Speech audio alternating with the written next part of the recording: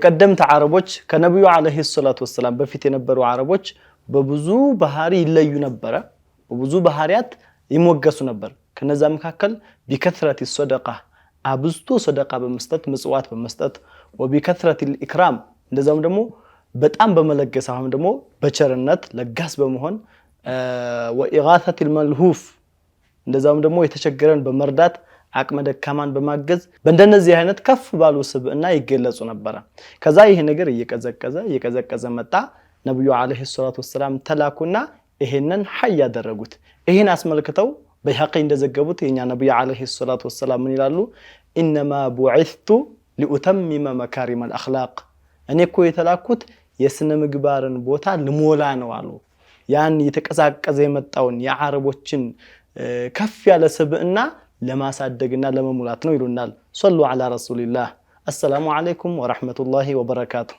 صلى الله عليه وسلم ودنا የተከበራችሁ ተመልካቾቻችን እንዴት ናችሁ እኛ ደህና ነን አልহামዱሊላህ እነሆ ከሚስም በሱና ቲቪ ተጀመረ እንኳን ደህና መጣችሁ እንኳን ደህና ቆያችሁ ሼህ አህለን ሰላምቱ እንዴት ነበር መርሐባ ቢኩም አሪፍ ነበር አልহামዱሊላህ ማሻአላህ ኡስታዝ አብዱላህ አልহামዱሊላህ ደስ ይል ነበር ሳምንቱ እንዴት ነበር አልহামዱሊላህ ደስ ይል ነበር ያው ክረምት ከመግባቱ ጋር አይዋ ማሻአላህ አልহামዱሊላህ በጣም ደስ ይላል በተለያዩ አጋጣሚዎች የተለያዩ ሰዎችንም ለማውራት ሞክሬ ነበርና አብዛኛው የሀገራችን ክፍሎች በሚገርም ሁኔታ የዘንድሮ ክረምት በጣም ይቀዘቀዘ ነው አሁን እንኳን የምንገኝበት ላይል ነሐሴ 1 የሚልበት ነው ነገ ጁሙዓ ማለት ነውና ከዛ ጋር ታይዞ ሙሉ ሐምሌ ወራልቆ ግን አብዛኛው ቦታዎች የዝናብ መጠኑ በጣም እጅግ ዝቅተኛ ነውና የዱዓ የሚያስፈልገው ነገር ነው ምክንያቱም አንድ አባባል አለ በአማርኛ የሚባል ለሞኝ ሰኔ በጋው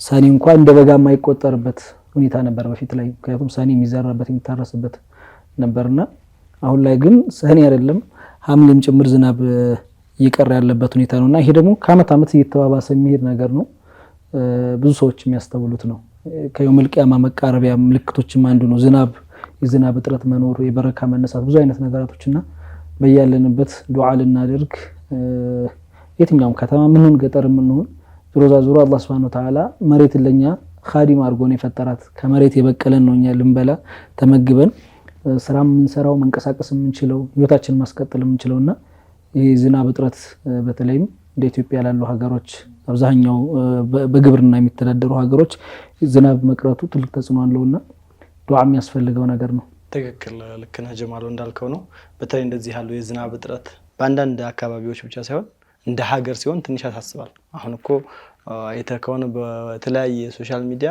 ዝናብ ዘነበልን አልহামዱሊላህ እየተባለ hatta የሚፖስት ሼር የሚደረግበት ሰዓት ደርሰናል ይሄም ደግሞ ሐምሌ ላይ የሚያሳዝነው ሰዓት እንደተባለው ስለዚህ ይሄ እንደ ሀገር የሚያሳስብ ነገር ነው ዋው በዱዓ መካተት ያለበት ነገር ነው ከዚህ ተከትሎ የሚመጣው አደጋ የማይደበቅ ስለሆነ ሸራህ ማብራሪያም ስለማያስፈልገው ስለዚህ ሁሉም በያለበት እናቶች አባቶች በተለይ ብዙ የሚያውቁት ከኛ በለጠ ይሄንን ሀገራዊ ጉዳይ እንደራስም በመውሰድ ዱዓ እንዲያደርጉበት ዱዓቸው እንዲያካትቱ አደራንዳለን አዎ መልእክታችን ነው በየቤቱ ያው ነው ሲከታተሉን በሶላዋት በዱዓ ቁርአን በመቅራት በየትኛውም አጋጣሚ በዱዓ ነውና ኢንሻአላህ ነገራቶችን ደግሞ አላህ ነው መሸሻችን ገራ አድርጓቸው ወደፊት መልካም ዜናዎችን እንሰማ ይሆናል ኢንሻአላህ በዚሁ አጋጣሚ እኔም ከአደራው ላይ አደራ ልጨምርበትና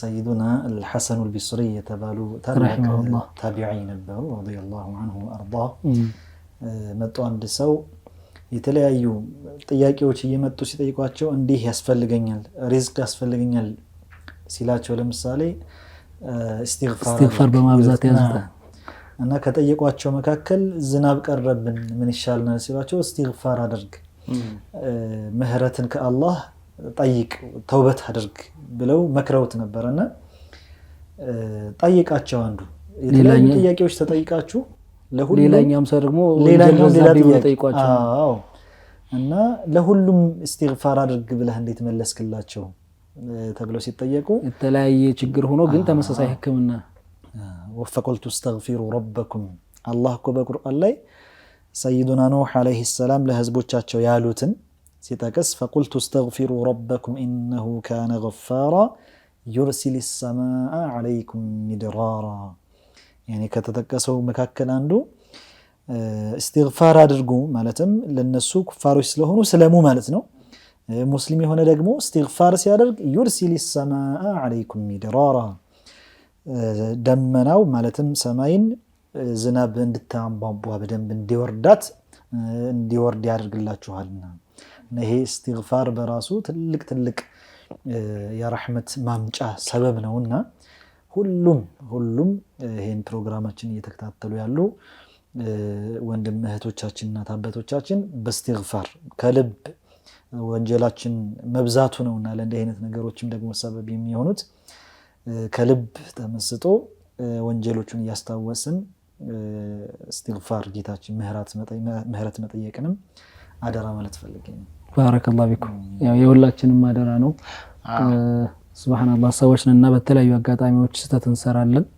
ነገር ግን ወደ استغفار ማድረግ ወደ አላህ መመለስ በዛ ነገር መጽጸት ከሁሉም ሙስሊም የሚጠበቅ ነገር ነው ኢንሻአላህ በሐቅ መንገድ ያልገባም ሰው ደግሞ ወደ ሐቅ መንገድ የመምጣት ግዴታ አለበት አላህ ይወፍቃቸው እኛንም እንደዛው ማለት ነው አሜን ያው እንደተባለው ነው استغفار ግድ ነው ለሁሉም ነገር ፍቱን መድኃኒት ነው ያ እንዳለ ሆኖ ይሄ ዝናብ እንዲዘንብልን ሀገር እንድትፈረጅ ሲፈለግ ሐጃችን የሀገራዊ ጉዳይ ሲሆን ምን ያስፈልጋል አሁን ደግሞ አፉ መባባል እርስ በርስ አፉ መባባል እንደዛውም ደግሞ የበደሉትን ሰው አፉታ መጠየቅ የሰው ገንዘብ ቀምቶ ወስዶ ከሆነ ያንን መመለስ በዚህ መልኩ እርስ በርስ እንተዛዘን አላሁ ተዓላ ያዝንልናል الراحمون يرحمهم الرحمن ارحموا من في الارض يرحمكم اهل السماء በአንዳንድ ሪዋያ من في السماء አዛኙ ጌታ አላህ ያዝንላቸዋል መሬት ላይ ላሉት ስታዝኑ ሰማይ ላይ ያሉት መላእክቶቹም እናንተን ያዝኑላችኋል መቼም በመጦር ተሰሩፍ የሚያደርገው እኮ አላህ ፈቅዶለት መላእክታ ነው መላእክቶች እንዲያዝኑልን አልሙወከል በኢንዛል المطر እንዲያዝንልን እኛ መተዛዘን አፉታ ማብዛት የተጣሉ ሰዎች ያለ ዑድራን ሸርዒ አፉ መባባል መታረቅ እንደዛም ደግሞ የበደሉትን ሰው ይቅርታ መጠየቅ የሰው ገንዘብ የወሰድነውን መመለስ በዚህ መልኩ ዝምድና መቀጠል ያለው ለሌለው ማካፈል መተዛዘን ይሄን ስናድርግ ሐቂቀተን እዝነቱ محسوس ነው ይመጣል አላሁ ተዓላ ፈረጃውን ቅርብ ያድርገው አሜን መግቢያችሁም ላይ ያላችሁት ነገር አለ ነብዩ አለይሂ ሰላቱ ወሰለም የተላኩት መልካም ስነ ምግባር የተባሉትን ሁሉ ለማሟላት ነው ብለዋልና ባለፈው ሳምንት የጠቀስናቸው ነገራቶች አሉ ነብዩ አለይሂ ሰላቱ ወሰለም የዘር ሐረጋቸውን እየተጠቀሰን ነበር ከሸኻችን ጋርና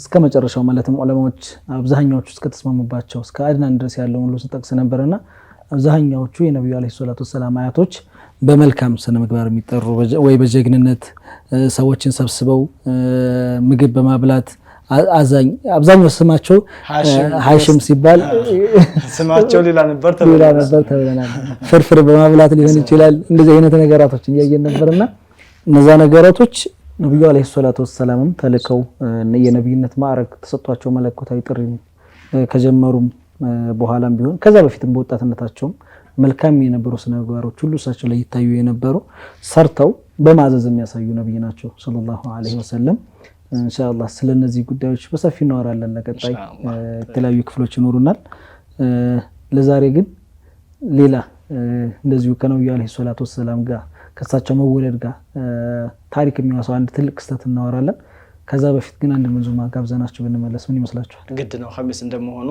ሶላዋት ድምቅ ያለ ብዙ እህትና ወንድሞቻችን እናቶቻችን ይሄን ዱዓ የሚከታተሉ ሰው እኮ አላህ እኮ እኛን ሲያዘን በኸይር እንድንጠናከር ሲያዘን ሶላት ትልቅ ደረጃ አላት ከተባለ በኋላ ሶደቃም እንደዛው ዝምድና መቀጠል እንደዛው ከዛ ምናል ወፈዓሉል ኸይር አለ የሻችሁትን መልካም ስሩ ሙሂም በመልካም ስራ ላይ መሆናችሁ ነው አለ ከዛ ሶላቱን ይለውና ደከም ሲለው ደግሞ ቁጭ ብሎ ዚክሩ ላይ ይገባል ዚክሩን እንደዛው ይሄድበትና ትንሽ ደግሞ እንደዛው ደከም ሲለው ደግሞ ሊላሂ ተዓላ ብሎ ረፍ ይነሳል አሁን ደግሞ ምን ያደርጋል ለፈጅር ይነሳል ስለዚህ አሁንም እኛ እስካሁን ለምሳሌ ዳዋ አሰሙ ነበር አሁን ደግሞ የነብዩና አለይሂ ሰላቱ ወሰለም ስም አብዝቶ ማውሳትን በሳቸው የሶላት ማውረድን ይሄን ሰምተው ኢንሻአላህ ተዓላ ከኸይር ወደ ኸይር ተመልሰን ደግሞ ከሼኻችን ከሼኽ ሷሊ ጋራ ያማረ ቆይታ ይኖረናል መርሐባ ተመልሰን እንመጣለን ከመንዙማ በኋላ አሁንም አብራችሁን ቆዩ አላሁመ ሰሊ ወሰለም ዐላ ሙሐመድ ወአሊሂ ወሰሐቢሂ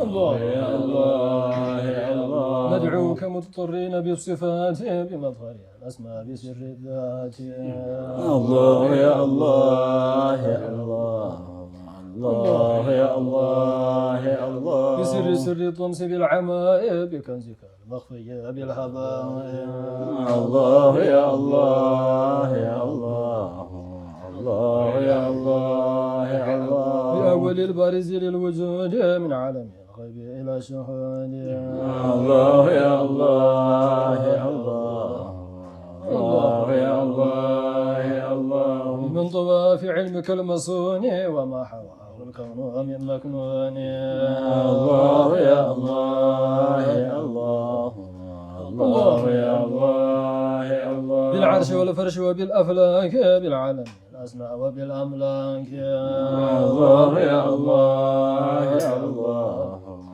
الله يا الله يا الله بسر جمع الجمع بالفناء والصح والمحو وبالبقاء الله يا الله يا الله الله يا الله يا الله بنقطة الدائرة المشيرة لوحدة المظاهر الكثيرة الله يا الله يا الله الله يا الله يا الله بالهاشمي المصطفى التهاني وآله وصحبه الكرام الله يا الله يا الله الله يا الله يا الله بالغوث والمحبوب يا عبد الله حب الأنام ذي الحياة والجاه الله يا الله يا الله الله يا الله يا الله ابن عباس عظيم القدر غوث الله فيها ترجمان الذكر الله يا الله يا الله الله يا الله يا الله شيخي عبد القادر الجيلاني ومصطفى البكري ذي الإيقان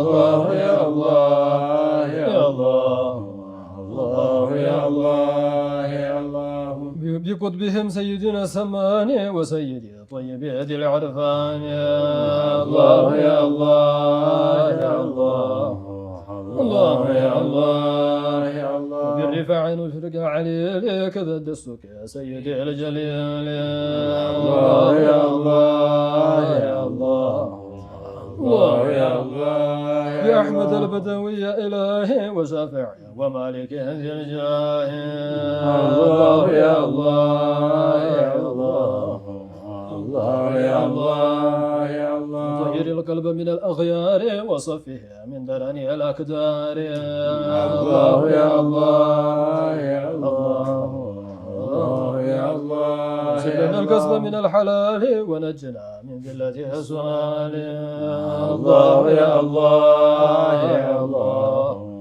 الله يا الله يا الله اتباع المصطفى وفقنا ومن حمي حبه فارزقنا الله يا الله يا الله الله يا الله يا رب احفظنا إلى الممات من فتنة الزمان والآفات الله يا الله يا الله الله يا الله يا الله اختم لنا يا رب بالإيمان وخصنا بالفوز في الجنان الله يا الله يا الله الله يا الله يا الله ثم الصلاة والسلام أبدا على النبي الحاشمي أحمد الله يا الله يا الله الله يا الله يا الله والآل والأصحاب والأتباع وكل صب لحماك داعي الله يا الله يا الله الله يا الله الله يا الله يا الله يا ملجأ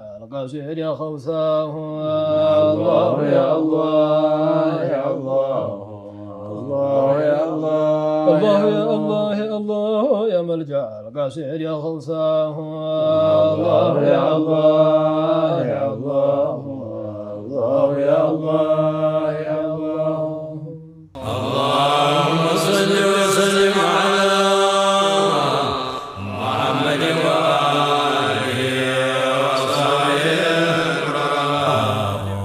مرحبا تملسن متنال كمنظومة قبجة بوهلا أهون دمو إن شاء الله تعالى ወደ ሼኻችን ወደ ሼኽ ሷሊህ እንወስዳችኋለን። ከዛ በፊት እንግዲህ ሁለተኛው እየገባን ነውና ጁሙዓ ሙባረክ ማለት እንወዳለን። እንደዛም ደግሞ መልካምና ያማረ የረቢዕ ዋዜማ አሁን ያለ ነው። ስለ ነብዩ አለይሂ ሰላቱ ወሰላም ልናወራ ነው። ስለሳቸው ባለፈውም ስናወራ ነበር። ይህ ሁሉ ምንድነው ረቢዑን መቀበያ ዋዜማ ነውና አብራችሁን ቆዩ ኢንሻአላህ ተዓላ። ደስ የሚል ፕሮግራም ይኖርናል ኢንሻአላህ። መዳረሻችንን ከሆነ ያው ያኮበኮብን ነው ኢንሻአላህ። ሰላም ሼኺ ባለፈው ስለ ነብዩ አለይሂ ሰላቱ ወሰላም የዘር ሐረጋቸው በተለይ አያቶቻቸው ቅድመ አያቶቻቸው እንደዚሁም ደግሞ ያው አረብ ስለመሆናቸው ከአረብ ጎሳ የወጡ ነብይ ስለመሆናቸው በተወሰነ መልኩ አውርተናል። ስለ ስሞቻቸው ምን አይነት ባህሪ ነበራቸው አያቶቻቸው የሚለው እንደዚሁም ደግሞ የነብዩ አለይሂ ሰላቱ ወሰላም ዘር አላህ Subhanahu Wa Ta'ala ከመጥፎ ከፋይሻ ሁሉ ጠብቋቸው ጥርት ባለ በጧሃራ ማጠን ተረማመደው የሚለው ነው ያየን ነበርና በዛ መልኩ ነው የመጡት የሚለውን አይተን ቀጣይ ሳምንት ደግሞ ሌላ ርዕስ ይዘንላችሁ መጣል ብለናቸው ነበር። ባለፈው የሆነ ነገር ነካርገነው ነበር። በተለይም ነብዩ አለይሂ ሰላቱ ወሰላም ሂጅራ ከመውጣታቸው ከማድረጋቸው በፊት አረቦች እንደ ዘመን መቁጠሪያ ይጠቀሙበት የነበረ አንድ ትልቅ ክስተት አለ። በቁርአንም ላይ ታሪኩ በተወሰነ መልኩ ተጠቅሷል። በተለያዩ የአረብ ታሪክ መዛግብቶችም እንደዚሁም ደግሞ በተለያዩ ትምህርቶች ምን ሰማው ነገር ነው። እስኪ ስለሱም ዛሬ ብዙ ምንዋራ ይመስለኛል ኢንሻአላህ። በኢዝኒላህ ዛሬ እኔም ተዘጋጅበት የመጣሁት ነገር ነብዩና መሐመድ አለይሂ ሰላቱ ወሰላም ከእርሳቸው ጋር መቼም የትኛውም ነገር ሲያያዝ የሆነ የሚያገኘው ልቅና ክብር ራሱን የቻለ ዝና ይኖራል። ከእርሳቸው ጋር የሆነ ነገር ሲቆራኝ ታሪክም ደግሞ በታሪክነቱ ራሱ ጎልቶ እንዲታይ በጣም እንዲወጣ ይሆናልና ነብዩና መሐመድ አለይሂ ሰላቱ ወሰላም ከመወለዳቸው በፊት ብቻ ሳይሆን ከመረገዛቸው በፊትም ጀምሮ ያኒ የተለያዩ ነቢያት የመጨረሻው ነብይ ይመጣል እያሉ ለህዝቦቻቸው ያኒ ብስራት ይሰጡ ስለ ነብዩ አለይሂ ሰላቱ ወሰላም ይናገሩላቸው ነበርና ከዚያ ደግሞ ነብዩና መሐመድ አለይሂ ሰላቱ ወሰላም የተወለዱበትን አመትም በምንመለከትበት ጊዜ እጅግ በጣም አስደናቂ ነገር የተከሰተበት አመት ነበረ። ያኒ እለቱ እንግዲህ የተወለዱበት ለየት ያለ ቀን ከመሆኑ ጋር አመቱም ደግሞ በጣም ልዩና አስደናቂ ክስተት የተከሰተበት ነበረ። አስደናቂ ያደረገው ነገር ምንድነው? የአስሐቡል ፊል አላህ በቁርአን ላይ ሱረቱል ፊል የሚባል ምዕራፍ አለ ራሱን የቻለ አለም ተረ ከይፈ ፈዐለ ረቡከ ቢአስሐቢል ፊል። ይሄ ክስተት የተከሰተው ረሱሉ አለይሂ ሰላቱ ወሰላም በተወለዱበት አመት መሆኑ ነው። የዝሆን አመት ምንለው ማለት ነው። ይሄን በባለፈውም ለመጠቆም እንደሞከርነው አረቦች እንደ መቁጠሪያ እንደ መነሻ ይጠቀሙበት ነበር። ያኒ ከዛ በኋላ ለምሳሌ ከዝሆን አመት ከአንድ አመት በኋላ ከሁለት አመት ከ50 አመት በኋላ ከ60 አመት በኋላ እየተባለ በዚህ መልኩ እንደ መቁጠሪያ ይጠቀሙት ነበር እና ነብዩ አለይሂ ሰላቱ ወሰላም በዚህ የዝሆን አመት ላይ ነበር የተወለዱትና ምንድነው የዝሆን አመት ያስባለው? ቂሰቱ አስሐቢል ፊልስ የነዛ የዝሆን ባለቤቶች የተባሉት እነማን ናቸው የሚለውን ነገር ቆም ብሎ ማየት ያስፈልጋል። ከረሱል አለይሂ ሰላቱ ወሰላም ታሪክ ጋር የተቆራኘ ስለሆነ ማለት ነው የተወለዱበት አመት እንደመሆኑ መጠን እና ይህ ቂሳው ታሪኩ ምንድን ነበረ? አላህ ሱብሓነሁ ወተዓላ እንደሚታወቀው ካዕባን በተለያዩ ነገሮች አልቆታል።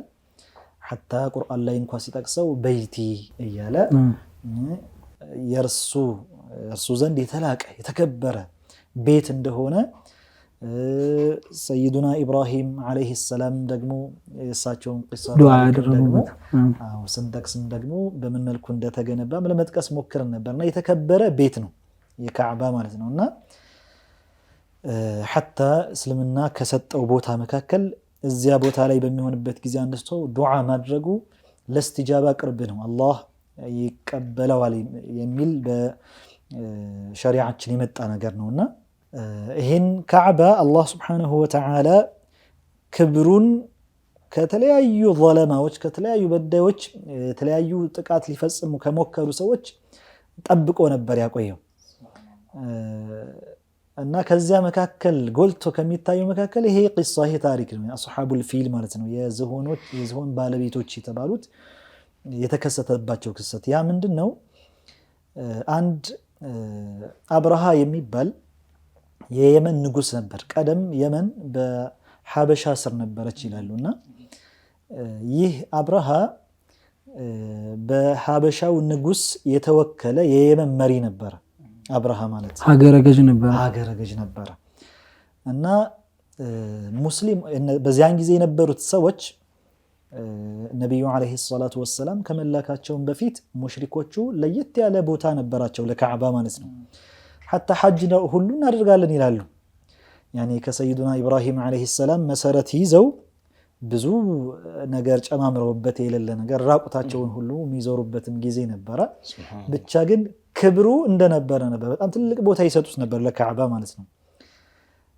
እና ያላቸውን ihtimam አረቦች እንደ እምነት ብቻ ሳይሆን እንደ ባህል የተወረሰ ነገር አድርገው ያስቀጥሉት ነገር ነበር በጣም ያስቀጥሉት ነገር ነበርና በዚህም ሰበብ ደግሞ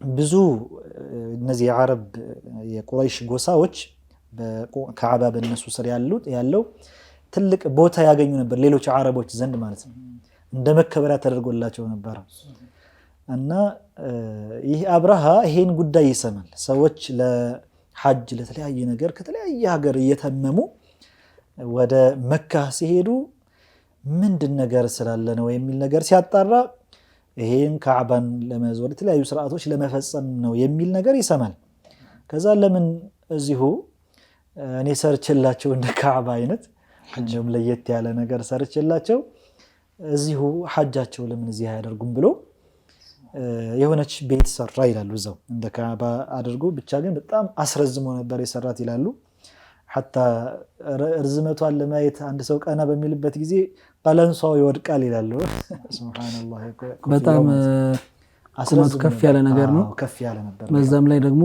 በተለያዩ የውድ ማዕድናት የተሰራም ጭምር ነው በጣም የተደከመበት ግድግዳዎቹ በወርቅ ጡብ የተሰሩ በጣም በርካታ ነገሮች ነበሩት ይባላል ሱብሃንአላህ ነዓም ብቻ በጣም አስጊጡ አስውቦ ሰርቶ በቃ ከዚህ በኋላ ወደ ካዕባ መሄድ የለም ብሎ አዋጅ እንግዲህ ያስነገረና ከዛ አንድ ከኪናና ጎሳ የሆነ አንድ ሰው መጣና ከአረቦች ማለት ነው ውስጥ ላይ ተጸዳዳበት ሱብሃንአላህ hatta የቂብላውን አቅጣጫ ራሱ በሰገራ ለቅልቆታል ይላሉና ነጅሶት ሄደ ሱብሃንአላህ አረቦች ለዛ ነገር የገመተው እሱ ከዛ የተሻለ ውድ ነገር ሰራው እኛ ጋር ውድ ነገር እስካለ ድረስ ያንንም አይተውበት ነገር አይኖርም ነው ምክንያቱም ያኛው ከድንጋይ ነው ብሎ ነው የሚያስበው በሱ ግንዛቤ የኛው ደግሞ በተለያዩ ማዕድናት የተሰራ ነው ለዛ ለቦታው የሚሰጠውን ልቅናና ለሱ ያላቸውን ክብር ረስቶት ነው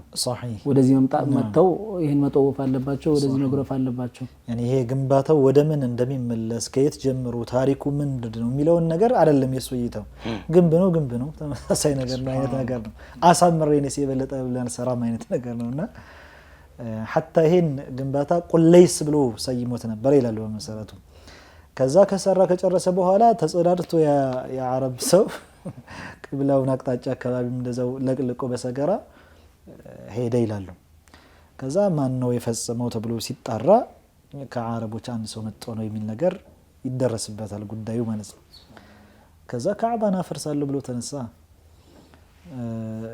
በጣም ብዙ ጄሽ አስታጥቆ ብዙ ሰራዊት ይዞ ተንቀሳቀሰ ወደ መካ ማለት ነው ጉዞ ለማፍረስ ካዕባን ከዛ ወደዛ ሲጠጋ ወደ ካዕባ ወደ ሐረም ወደ መካ በሚጣጋበት ጊዜ የሆነ ጄሹን ሰራዊቱን የሆነ ቦታ ላይ ያሳረፈና በሉ የተወሰነ ጭፍራ እንደ መብዑት ነገር እንደሰላይ ነገር ላከና የሆኑ ጭፍራዎችን ሄዱ ያገኛችሁትን ግመል በአጠቃላይ ቀምታችሁ ዘርፋችሁ ሰብስባችሁ ይዛችሁ ነው አላቸው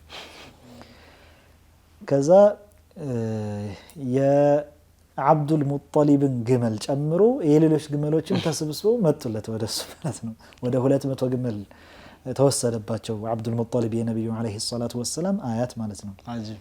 ያ ነገር ግመሎችን በመውረስ ማለት ነው። መውረስ እንዳለ 200 ግመል ይዛቸው ተወሰደባቸው። የሌሎችንም ሰብስበው ይዘውለት መጡ። አጂብ ነገር ነው። እኔም ለማየት ሞክሬ ይሄንን ታሪክ ያየሁት ነገር ምንድነው ከአሁን በፊት አረቦች እንደዚህ አይነት የጦር ሰራዊት ገጥሟቸው አያውቅም በታሪካቸው። ጎሳዎች ጎሳ ለጎሳ ብዙ ይዋጋል ምን ይላል፣ ግን እንደዚህ ከውጭ እነሱን ለማጥቃት በርካታ ሰራዊት አስተከትሎ የመጣ ሰው በሀያታቸው በቃ አረቦች አይተው የሚያውቁት ነገር አይደለምና ማንንም አያስቆመውም እያሉ ነበር። ወደ ካዕባ የሚዘምትበት ጊዜ ራሱ ማን ሊያስቆመው ይችላል አይነት ሳቢ ነበራቸው። አስለን ከመሰረቱ በሚደርስበት ጊዜ ወደዛ ቦታ መልእክተኛ ልኮ ይሄን በማሰበሰብበት ግመሎችን በሰበሰብበት ጊዜ በዘረፈ ጊዜ መልእክተኛ እንደዛው ልኮ ነበረ ወደ ዋና የቁረይሾች አለቃ የሚባለውን ሰው ፈልግና ለመልእክተኛው እንደዛ አለው። ዋና የሚባለውን አለቃቸውን ፈልግና ይሄን መልእክቴን አድርስልኝ ብሎ ላከው። መልእክቱ ምን ነበረ? እኔ ወደ እናንተ የመጣሁት ለውጊያ ለፍልሚያ ነገር አይደለም፣ እናንተን ለመግደል ለመጨፍጨፍ አይደለም። አላማዬ ላፈርስ ብቻ ነው የመጣሁት። ይሄን ነገር ከተዋችሁኝ፣ ምንም እናንተ ፊት ለፊት ካልገጠማችሁኝ ምንም አላደርጋችሁም ብለህ ለዋና አለቃው ከመንገዴ ላይ ብቻ ዝም ብላችሁ ታውኝ ብቻ ልግባና አፍርሼ ልመለስ አይነት ነገር ብሎ ለመልእክተኛው ለዋና ለቁረይሾች አለቃ እንዲያደርስ ላከው። ከዛ ያው በዛን ሰዓት አለቃው ዋናው አብዱል ሙጠሊብ ነበሩ የነብዩ አለይሂ ሰላቱ ወሰለም አያት። ከዚያ አገኛቸውና ይሄ መልእክተኛው መልእክቱን አደረሰ። እኔ እናንተን ልዋጋ አይደለም፣ ንጉሳችን እንደዚህ እንደዚህ ብሎሃል ብሎ እኔ የመጣሁት እናንተን ልዋጋ አይደለም፣ ዋናው የምፈልገው ከእናንተ እንድትተውኝ ነው ሲል ረኛ ሲጀመር ቁዋ ኃይል የለንም እናንተን የመፋለም የመዋጋት ምንም ችሎታውም ኃይሉም ቁዋውም የለንምና እሱን ለዚሁ ለቤቱ ባለቤት ለቤቱ ጌታ ትተናል፣ እሱ ይጠብቀዋል። እኔ ግን 200 ግመል ተወስዶብኛል እንድመለስልኝ ይፈልጋለሁ አሉ። እና ይሄ አብረሃ የላከው መልእክተኛ አብዱል ሙጠሊብን ይዞ ወደ አብረሃ ይዟቸው ሄደ። እና እዚያ በሚደርሱበት ጊዜ ሲያያቸው ያኔ እንደ ሃይባ ነገር ግርማ ሞገስ ነበራቸውና ሐታ ተጋድሞ ነበር ይባላል። እንደገና ተነሳ ቁጭ አለና ከጎኑ አስቀምጣቸው እና ጠየቃቸው። ማ ሐጀቱከ ብሎ መጀመሪያ ምንድነው ሐጃ ምንድነው ጉዳይ ብሎ ጠየቃቸው። ከዛ እኔማ ሐጃዬ 200 ግመል እንዲመለስልኝ ነው አሉ። እኔ የተወሰደብኝ 200 ግመል እሱ እንዲመለስልኝ ነው አሉ። ከዛ ወዲያው ምን አላቸው? እኔ መጀመሪያ ሳይህ በጣም አክብሬህ ነበረ፣ ትልቅ ቦታ ሰጥቼህ ግርማ ሞገስ በጣም ትልቅ ግምት ሰጥቼህ ነበር። አሁን ግን በጣም ረከስክብኝ፣ ወደክብኝ አላቸው። እኔ እኮ እየመጣሁ ያለው ያንተን ዋና የዲንህ የእምነትህ መመለሻ የሆነውን ዋናውን ቤት ላፈርስብህ ነው። ካዕባን ላፈርስብህ አንተ ስለ ግመል እንዴት ታናገረኛለህ አላቸው።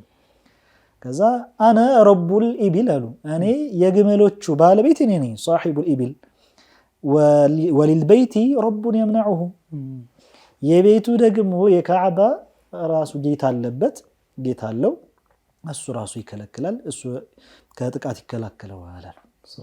ከዛ እሱ ሙተጀቢር አይደል ያኒ ኩራት የወጠረው ስለነበረ ይሄን ማድረግ የሚችል አይመስለኝም ማለት ቤቱ ጌታ እንግዲህ አላህ ይሄን ነገር ማድረግ የሚችል አይመስለኝም ማለት ሱብሃንአላህ። የትዕቢቱ ትዕቢት ማለት የፈጠረውን ጌታ ረስቶ ሱብሃንአላህ። ከዚያ አብዱል ሙጠሊብ 200 ግመላቸውን መልሱለት ተብለው ይዘው እሳቸው ሄዱ። እሳቸው እንደ አለቃነታቸው አጠቃላይ ሰዎችን ሰብስበው ሁሉም ወደ የተራራ እንዲበተን አደረጉ፣ እዛ አካባቢ ማንም እንዳይኖር። ከዛ እሱ ጠዋት ተዘጋጀና ጀይሹና ሰራዊቱን አመቻችቶ አደራጅቶ ወደ ዋዲ ሙሐሲር የሚባል ቦታ ላይ በሙዝደሊፋና በሚና አላህ እንግዲህ እዛው መሄድን ይወፍቀንና ለሁላችንም ዋዲ ሙሐሲር የሚባላል ለዛ እንደ ሸለቋማ ቦታ ነው። እዚያ ጋር ደረሰ። ወደ ሐረሙ ራሱ አልገባም ነው ወደ መካ አልገባም ነበር። እና እዛ ጋር ሲደርስ ዝሆኑ በዝሆን አስከትሎ ነበርና የመጣው በልአንዱ ትልቁና ግዙፉ ዝሆን ያኒ ከሱ ጋር ካዕባን አስሮ ለመጣል ነበር ፍላጎቱ። እና መሕሙድ ይባላል ይላሉ። ይሄ ሐታ ግመሉ ነው ዝሆኑ የዝሆን ዓመት የተባለውም የዝሆን ዓመትም ሰበቡ ይሄ ነው። ጦርነቱ ላይ ተሳትፎ ስለነበር ነው። አዎ ዝሆን ተሳትፎ ስለነበር ነው። ከዛ ይሄ ወደ ካዕባ በኩል ሄድ ሲለው በርኮ ቁጭ ይላል። ወደ ቀኝ ወደ ግራ ወደ መጡበት ወደ የመን ሲመልሱት ይሄዳል እየሮጠ ለዛው ማለት ነው። ወደፊት ሄድ ሲሉት የለም በርኮ ይቀራል እዛው። ሱብሃንአላህ። በዚህ ሁኔታ ላይ ያሉ እንግዲህ አላህ ሱብሓነሁ ወተዓላ ተብርቱ የሆነው ጌታ የዚህን ካዕባ ክብር ሊያስጠብቅ ሼክ እዚህ ጋር እንደው እንስሳው እንደዚህ ሲያይ አቅል ያለው ሰው ቆም ብሎ ማሰብ ይችል ነበር፣ ማስተንተን ይችል ነበር። ምንድነው የተካሄደ ያለው ገባ? ለምንድነው ይሄ ብሎ እነሱ ራሳቸው አንዳንድ ጊዜ ይሄ ጥሩ ነው ይሄ መጥፎ ነው ገድ ብሎ ይወስዳሉ እኮ ገባ? እዚህ ጋር ግን ለራሱ የሚጠቅመውን ነገር ቆም ብሎ ምን እያረኩ ነው ምን እየሰራው ነው ብሎ መጠርጠር አለበት እንደ አቅለኛ። ወደ ካዕባ ሲያዞረው አይንቀሳቀስም፣ እንደውም ይበርካል ግመሉ። ወደ ኋላ ወደ ቀኝ ወደ ግራ ግን ይሮጣል። ሱብሃንአላህ አጂብ። ለጥፋት ግን የሰው ልጅ የሚሰራው የሚዘይደው መላ በጣም በርካታ ነው። አሁን ከዘመናዊ ጦር ከተለያዩ የኒውክሌር ቦምብ ጀምሮ ያለውን የጦርነት ታሪክ ወደ ኋላ ያውሳችሁ ከሄዳችሁ በታሪክ ያያችሁ ከሄዳችሁ ሰዎች ለጦርነት ምን አይነት መሳሪያ ይጠቀሙ ነበር? ምን አይነት ሱብሃንአላህ ሰውን ለማጥፋት እኮ ነው። ሰው የሚባለው ነገር አሁን ደካማ ነገር ነው፣ ፍጡር ነው። ግን እሱን ከምድረገጽ ለማጥፋት ዝሆንን ያክል ነገር በጣም ግዙፍ እንስሳ ነው። ሱብሃንአላህ ሜቢ አንድ ሰው አንድ ጊዜ ቢቆምበት በአንድ ግሩፕ ብቻ ቢረግጠው አመድ የመሆኑ አጋጣሚ ምንም ጥርጥር የለውም። ሱብሃንአላህ على كل حال ብቻ ይሄ ዝሆን በዚህ በርኮ ባለበት ሁኔታ አላህ Subhanahu Wa Ta'ala ካዕባን ክብሩን ባለበት ለማስጠበቅ ከባድ የሆነ ቅጣት ላክ። يعني الله በቁርአን ላይ ምንድነው ያለው? አለም ተራ كيف فعل ربك بأصحاب الفيل አለም تعلم አታውቅም እንዴ አላህ Subhanahu Wa Ta'ala በነዛ ግብዝ በሆኑ ኩራተኛ በሆኑት በዝሆን ባለቤቶች ላይ ያደረገውን አታውቅም እንዴ ይላል አላህ Subhanahu Wa Ta'ala። እወቅ እንደማለት ነው። ألم تر كيف فعل ربك بأصحاب الفيل ألم يجعل كيدهم في تضليل يعني بلا يعني አድርጎታል ማለት ነው። የነሱን ሴራቸውን ተንኮላቸውን ውድቅ አላደረገባቸውም እንዴ? ألم يجعل كيدهم في تضليل እነሱ ያን ሁሉ አሲረው ካዕባን አፈራርሰው ለመመለስ ነበረ። ብዙ ደባ ብዙ ሴራ አሲረው ነበር የመጡ። ያን ሁሉ እንዳልነበር አላደረገባቸውም። في تضليل ውድቅ አደረገባቸው። ሱብሃንአላህ وأرسل عليهم طيرا أبابيل الله በራሪ ላከባቸው። وأرسل عليهم طيرا أبابيل أبابيل يعني جماعة بجماعة يهون يميمتو ببودن بجروب يهون يميمتو براري وجهن كلا كباتشو እነዚህ በራሪዎች የተላኩት አላህ በቁርአን ላይ طيرا ብሎ የገለጻቸው የተላኩትና የመጡት ከባህር ነበርና እነዚህ በራሪዎች ማንቁርታቸው ልክ እንደ በራሪ ማንቁርት ይሁን እንጂ እግራቸው ግን እንደ የውሻ እግር ይመስል ነበር ይላሉ። ሱብሃንአላህ። እያንዳንዳቸው ደግሞ እነዚህ ወፎች የመጡት በራሪዎች በአፋቸው አንድ ጠጠር ይይዙ ነበር። በሁለት እግራቸው በእያንዳንዱ ደግሞ ሁለት ማለት ነው። አጠቃላይ 3 ነበር ይዘው የሚመጡት እና እያንዳንዱ በራሪዎች 3 ሰው ነበር የሚገሉት። ያ ደግሞ የተላቀው ይዘውት የመጡት ጠጠር ይላሉ ትልቀቱ ወይም ደግሞ ውፍረቱ ከሽምብራ አነስ ያለ ከምስር ደግሞ ተለቅ ያለ ነው። በጣም ያን ያክል ትልቅ የሚባል ነገር በጣም ትንሽ ነው። ሱብሃንአላህ። ግን እያንዳንዱ ላይ ደግሞ እያንዳንዱ ስም ተጽፎ ነበር ይላሉ። እነዛ በራሪዎች መጣው ነው የሰራዊቱ ስም። አዎ እያንዳንዱ ሰው የሚጣልበት አንዱ ድንጋይ ላይ የሆነ የዚህ ሰው ላይ ነው የሚጣለው ያንዱ ወደ ሌላው መሄድ ነገር ስለሌለ ማለት ነው ትመጣለች አናቱ ላይ ነበር የምትለቅበት ይላሉ ባንዴ ሰውነቱ በአጠቃላይ ቁርጥጥ ብሎ ባንዴ ነበር ይሞት የነበረው ይላሉ ወዲያው አንዴ ስትለቅበት ያችን ጠጠር ብቻ ወዲያው ነበር መሬት ላይ የሚጋደም ምንም አይነት ኢላማ መሳት የሚባል ነገር የለም ጭራሽ አይታሰብም ያላህ አምር ሲሆን አላህያነት የተላኩ ናቸው በቃ አንዳለ ሰራዊቱ እዛ ላይ እርምታለ ሙሉ በሙሉ በእነዚህ ወፎች ማለት ነው አላህ Subhanahu Wa Ta'ala ልቅጣ ካለ በበራሪ እንኳን ራሱ የሰው ልጅ ደካማነቱን ራሱ በግልጽ የሚያሳይ ነገር ነው በነዛ በሚጥሉት ጠጠሮች እንዳለ ሰራዊቱ ወደመ Subhanallah ተርሚህም ያለው ወደነሱ ነው አከዛ وأرسل عليهم طيرا أبابيل ترميهم بحجارة من سجيل يعني የተቃጠለ ጭቃ ይድርቅ ያለ ነገር ነበር ይላሉ ይሄ ተላከው ነገር ተርሚህም እየወረወረች እንግዲህ እነሱን ትለቅባቸው ነበር በአናታቸው ላይ فجعلهم كعصف مأكول ልክ እንደ ዱድ ትል እንደበላው አዝርኢት ቀጠፋቸው ማለት ነው ሙሉ እርምት አደረጋቸው ማለት ነው አላህ Subhanahu Wa Ta'ala እና يعني እነሱ ላይ የተከሰተው ከባዱ ክስተት ይሄ ነበር የሚያጅብ ነው አጠፋፋቸው ራሱ ትል እንደበላው አዘርት ሲባል ሱብሃንአላህ አዘርት በጣም ደርሶ ሊሰበሰብ ሲል ትል ወይም እሱን የሚያበላሽ ነገር ሲከሰተበት አይታችሁ ከሆነ ሱብሃንአላህ በጣም በብዙ ሺህ ኩንታል ይሆናል የተባለን ሰብል ማለት ነው ልም ሲያረጉት መሬቱ ላይ እንኳን ለመሰብሰብ በሚያስቸግር ሁኔታ ነው ልም የሚያረጉት ተባለ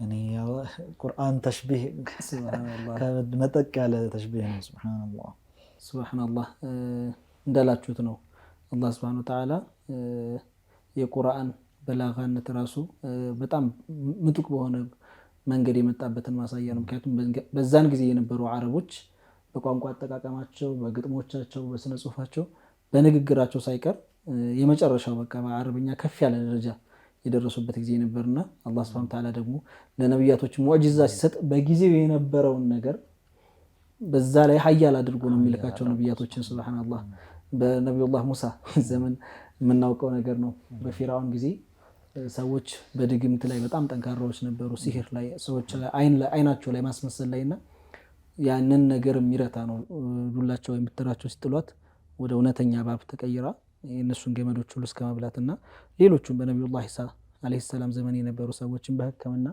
በጣም ከፍ ያለ ደረጃ የደረሱበት ነበር አላህ Subhanahu Wa Ta'ala በቁድረቲላህ ነብዩላህ ኢሳ አለይሂ ሰላም የሞተን ቀስቃሽ አድርጎ ላካቸውና የኛ ነብይም አለይሂ ሰላቱ ወሰለም የነበሩበት ያኔ የወጡበት ህዝብ በቋንቋ ምጥቀቱ በጣም ከፍ ያለ ነበር ያንን የሚረታ አድርጎ ነው አላህ Subhanahu Wa Ta'ala ላካቸው ይሄ ትልቅ መታደል ነው አልহামዱሊላህ ተመልካቾቻችን እየተከታተላችሁ የምትገኙት ኸሚስን በሱና ቲቪ ነው አሁንም ከሼኻችን ጋር የጀመርነውን ጨዋታ አልጨረስንም ካፍታ ቆይታ በኋላ ተመልሰን እንመጣለን አብራችሁ ነው اللهم صل وسلم على محمد وآله وصحبه اللهم صل على محمد وبارك وسلم ونشكره ليزيدنا مباركا السلام عليك اللهم صل على محمد وبارك من إحسانه فيض عظيما مباركا السلام عليك اللهم صل على محمد لكن من أين لنا شكره مباركا السلام عليك اللهم صل على محمد بعدما قال بدر الكرماء مباركا السلام عليك اللهم صل على محمد لا أحصي ربي ثناء لك مباركا السلام عليك اللهم صل على محمد كما يليق للنفس كما مباركا السلام عليك اللهم صل على محمد منها جعلنا زمر الهدي مباركا السلام عليك اللهم صل على محمد مباركا السلام عليك اللهم صل وسلم على محمد وآله وصحبه መርሐባ ተመልካቾቻችን ተመልሰን መጥተናል። የምትከታተሉት ፕሮግራም ኸሚስን በሱና በሱና ቲቪ ነው። አልহামዱሊላህ እናንተም በያላችሁበት ሱናን ጠብቃችሁ አላሁ ተዓላ ዱዓ እንደምታደርጉ እንደምትማጸኑ ነው ተስፋችን። ከሸኻችን ጋር ከሸኽ ሷሊ ጋር የነበረን ቆይታ አልጨረስንም። እሱም ደግሞ ዋናው ቂሷ ይሄ ያን ንጉስ ምን ተከሰተ ወታደሮቹ ከአለሜኮ እንዳልነበር እርም ብለዋል ተብሏል። ንጉሱስ ጋር ምንድን ነበር የሚሆን እስኪ ኢንሻአላህ ወደ ሸኻችን እንሄድና ደግሞ ያጫውቱናል። አሁንም ጨዋታችን እንደቀጠለ ነው። ሱብሃንአላህ ይሄ አብርሃም የሚባለው ሰው በጣም የሲያሳ ፖለቲካ አዋቂ ነበር። ሰዎችን አይቶ በማየት ብቻ ብዙ ነገር የሚገነዘብ ነበር ይባላል። ሸኻችንም ቅድም እንዳሉት አብዱል ሙጠሊብ ሲመጡ ራሱ አይቷቸው ከመቀመጫው ተስተካክሎ ተቀምጦ ከጎኑ አስቀመጣቸው።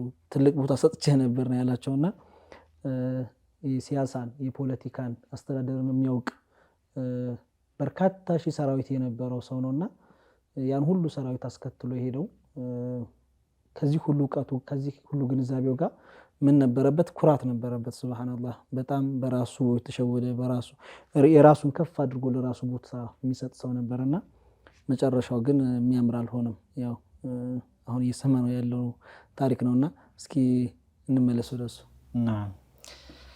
አላህ እነዛ ጣይሮች ወይም በራሪዎች መጣው ሰራዊቱን እንዳለ ሲያወድሙት የተወሰኑ ሰዎች ብቻ ነበሩ የተረፉት ይላሉና ያው እሱን አብርሃን እሱም አላህ Subhanahu Wa Ta'ala የሆነ በሽታ መጣበት። ሰውነት የሚቆማምጥ የሆነ እንደ ቁምጥናየት በሽታ ማለት ነው። ከዛ መሃል ላይ እየወሰዱት ወደ ሶናዓ እሱ የመን ላይ ነው የነበረውና ሶናዓ ላይ ነው ደግሞ ያቺን ቁለይሷንም ገንብቶ የነበረው እና ወደዛ እስከሚደርስ ድረስ ሰውነቱ ተቆራርጦ ልክ የእርግብ ጫጩት መስሎ ነበረ ወደዛ የደረሰው ይላል። በጣም ተቆማምጦ ብዙ አይነት ሐል ደርሶበት ነበረ። መጨረሻ ላይ በዛ ማስተማሪያ ነው እኮ ይሄ። የሚገርመው ነገር እንዳላችሁት ከመካ ተነስቶ የመን እስከሚደርስ ድረስ በፊት እየዳሳቸው ያለፉ ህዝቦች ሁሉ ያዩት ነበር ሲመለስ የነበረው። ይሄ አብርሃም አልነበረም ይሄን ያክል ሺህ ሰራዊት አስከትሎ የታለ ሰራዊቱ የታለ ዝሆኑ እያሉ ሰዎች መቀጣጫ እንዲሆን አላህ Subhanahu Wa Ta'ala ያደረገው። አላሁ አክበር ሱብሃንአላህ። ከአላህ ጋር መጣላት መጨረሻው አያምርም። እና ወደዛ ከደረሰ በኋላ ትንሽ ቆይቶ በዛው ሞተ ይሄ ሰው አብርሃም። የሆነ የተረፈ ሰው ነበር። አሁንም ወደ ዋናው ወደ ሀበሻው ንጉስ ጉዳዩን የተከሰተውን ክስተት በሰራዊቱ ምን አይነት ውድመት እንደተከሰተበት ለማድረስ በሚሄድበት ጊዜ ወደ ሀበሻ አንዲት በራሪ ተከተለው ነበር አሉ። ከዛ ሄዶ ለንጉሱ በዚያ ዘመን ለነበረው ለሀበሻው ንጉስ እንዲህ ተከሰተ ብሎ እየተረከ ያለ እንዴት ሊሆን ይችላል አይነት ነገር ያለ ነበር አሉ። ይሄኛው በጣም እስቲግራብ አድርጎ በጣም ደንቆት ነው። ከዛ ይሄን ተናግሮ እንደጨረሰ ሲመለከት ወፋለች እነዚህ ናቸው የገደሉት ሰራዊቱን ሲሉ እሱም ላይ ለቀቀችበት። እንዴት የሚሆን ጥያቄ በተግባር ዘው ሱብሃንአላህ። አላህ Subhanahu Wa Ta'ala በዚህ መልኩ እንግዲህ የሱን የተከበረውን ቤት ሊዳፈሩ የመጡትን ሙሉ በሙሉ አወደማቸው ማለት ነው። አላህ Subhanahu Wa Ta'ala የካዕባን ክብር በዚህ መልኩ አስጠብቆ ነበር። ለይሄ ደግሞ ለቁረይሾች አላህ Subhanahu Wa Ta'ala ብዙ ውለታ ውሎላቸዋል። ይሄ በመሰረቱ ይሄም የተጠቀሰው ለነሱ ማስታወሻ ነው። እኔ እንዲህ አድርጌላችኋለሁ። حتى ከፊል ዑለማዎች ምን ይላሉ? فجعلهم كعصف مأكول ካለ በኋላ لإيلاف قريش የሚለው ሱረቱ ቁረይሽ ከኋላው ጋር ተዓልቅ ያለው ነው ይላሉ። የሚያያዘው فجعلهم كعصف مأكول ለክትል እንደበላው አዝርኢት አደረግናቸው እነዛን የአብርሃን ሰራዊት ካለ በኋላ ይሄን ያደረግነው ማለት ነው لإيلاف قريش ቁረይሾችን እንዲታወቁ ይሄን ታሪክ በተለያዩ ሀገራት ያሉት ሰዎች እንዲሳሙትና በደንብ እንዲሰራጭ እና የነሱ ክብር ሰዎች ዘንድ እንዲሰፋ ተፈልጎ ኢላፊህም رحلة الشتاء والصيف እነሱ ቅፍለት ነበራቸው የሚሄዱት ለንግድ ለተለያየ ነገር በበጋ በክረምት ይሄዱ ይንቀሳቀሱ ነበርና ይሄን ሁለቱን ጉዟቸውን ለማቅለል ሰዎች ጋር እንዲላመዱና ሰዎችም ደግሞ ለነሱ ቦታ ሰጠው እንዲያስተናግዷቸው ለማድረግ ነው ይሄን ያደረግልናቸው ይላል አላህ። ይሄን ጸጋዬን አስታውሱ እመኑ የሚል መልእክት እንደዚህ ያላደረግንላችሁ ይሄ ያልተከሰተላችሁ ጸጋውን እየቆጠረላቸው ነው አላህ Subhanahu Wa Ta'ala ይላሉና ሆኖም አላህ Subhanahu Wa Ta'ala የሻለት ብቻ ነው። ሰው የጭንቅ ሰዓት ነው ፈጣሪ ያለ ልክ ሙሽሪኮችም እንደዛው ነበሩ። በጣም ጭንቅ ተበብ ሲላቸው ያ አላህ ያሉ ይማጸኑና ከዛ በኋላ ሌላ ሰዓት ላይ ወደ ጣዖት አምልኳቸው ይመለሳሉ። ሱብሃንአላህ ኢቭን ካዕባ ይሄ አብርሃም ሲመጣኩ ብዙ ሰዎች አብዱል ሙጠሊብ ወደ ተራራ ወጡ ሲሏቸው ሲማጸኑ ነበር ካዕባን ጠብቀው ይያሉና አላሁ አክበር። ከዛ በኋላ ግን ያ ነገር አልቆ ሲመለሱ ወደ ነበሩበት ጣዖት አምልኮ ይመለሳሉ። ሱብሃንአላህ የሚገርም ታሪክ ነው። በጣም አላህ Subhanahu Wa Ta'ala እንግዲህ የሱን ተወዳጅ ነብይ የመረጣቸውን ነብይ በዚሁ አስደናቂ ክስተት በተከሰተበት አመት እንዲወለዱ አደረጋቸው ማለት ነው። ታሪክ እንዲዘክራቸው በደንብ አድርጎ አይዋ ይሄ ሁላ እስካሁን ያወራነው ቂሷ እንግዲህ ነብዩ አለይሂ ሰላቱ ወሰለም የተወለዱበትን አመት ለማስተዋወቅ ነበር። መነሻው ወደዛ የደርሳችን ርዕስ ያ ነው። ይሄን በመሰል አስገራሚ ዘመንና ማይረሳ ታሪክ ባለው አላሁ ተዓላ ያንን ክብር ያላበሰውን ቤቱን በጠበቀበት ዕለት ደግሞ አሁን የበለጠ ደግሞ ክብሩንም የአላህን ዲን የሚያስቀጥረውን ነብይ በዛ ዘመን አላሁ ተዓላ እንዲወለዱ አደረገ ማለት ነው። ሱብሃንአላህ ሸኻችን መግቢያ ላይ ያሉት ነገር ነበር። አንድ ክስተት ከነብዩ አለይሂ ሰላቱ ወሰላም ጋር በሆነ መንገድ ቁርኝት ካለው ያ ነገር ይታወቃል፣ ይስፋፋል። ታሪክም እንደ ታሪክነቱ በብዙዎች ዘንድ ይታወቃል።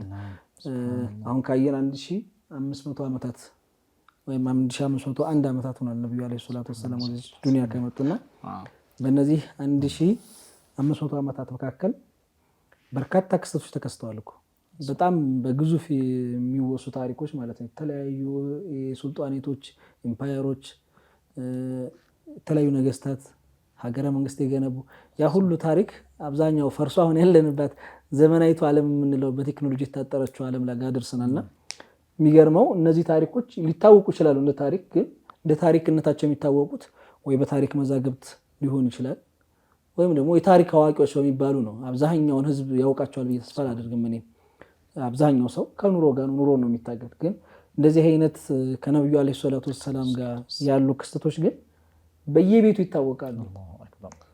ሰው የታሪክ ተመራማሪም ሆነ ገበሬም ሆነ ተማሪም ሆነ በየትኛውም ሁኔታ ስለ ነብዩ አለይሂ ሰላቱ ወሰላም ሲወሳ ቁርአን የቀራ ሁሉ የሚያውቀው ታሪክ ነውና ምንም ነገር ቢሆን ከነብዩ አለይሂ ሰላቱ ወሰላም ጋር ከተገናኘ ልቅና የመታወቅ አዝማሚያው በጣም ሰፊ ነው። ሱብሃንአላህ ያኒ እንደው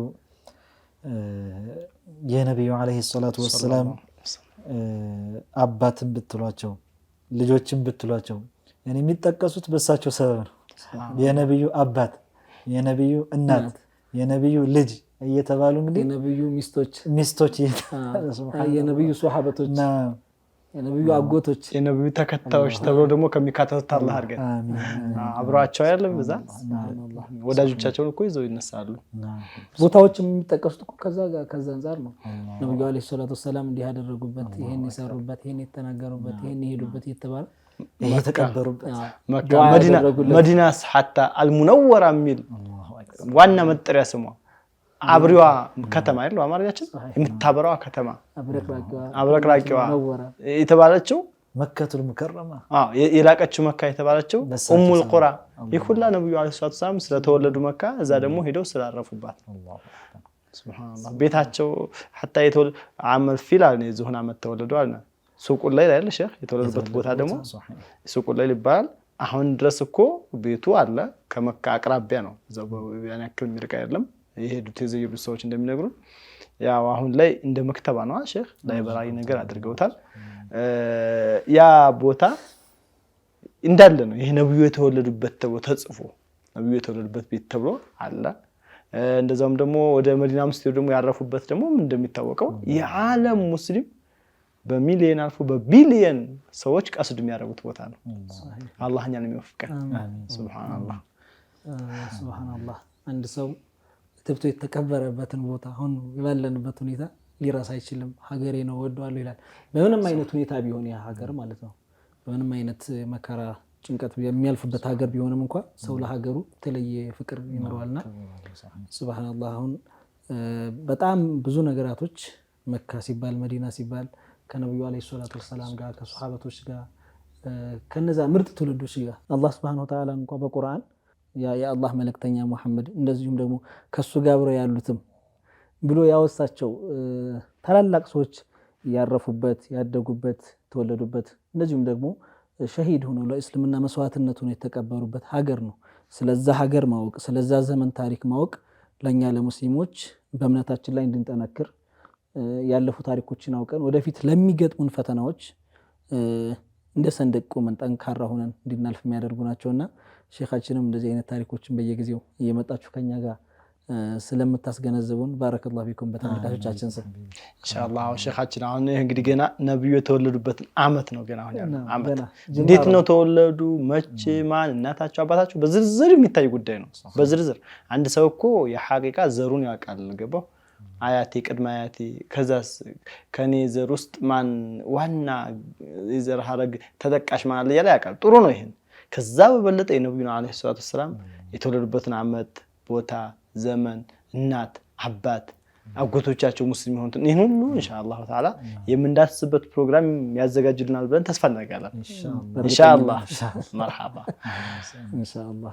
ተመልካቾቻችን የዛሬው ፕሮግራማችን ያያችሁትን የተመለከታችሁትን ይመስል ነበር። እንዲሁ እያልን ከሼኻችን ጋር ስለ የዝሆኑ ባለቤቶች ህዝቦች አወራን። ከዛም ስለ ዝሆን አመት የሚባለው ምን ማለት ነው የሚለውንም አያይዘን አውርተናል ታሪኩን በሰፊው። ኢንሻአላህ ቀጣይ ሳምንት ደግሞ ከዚህ ክፍል የቀጠሉ ታሪኮችን ይዘን የምንቀርብ ይሆናል። ለዛሬው ግን ስለተከታተላችሁን እጅግ አድርገን እናመሰግናለን። በያላችሁበት መልካም ሳምንት። ወሰላሙ አለይኩም ወራህመቱላሂ ወበረካቱ። اللهم صل وسلم على محمد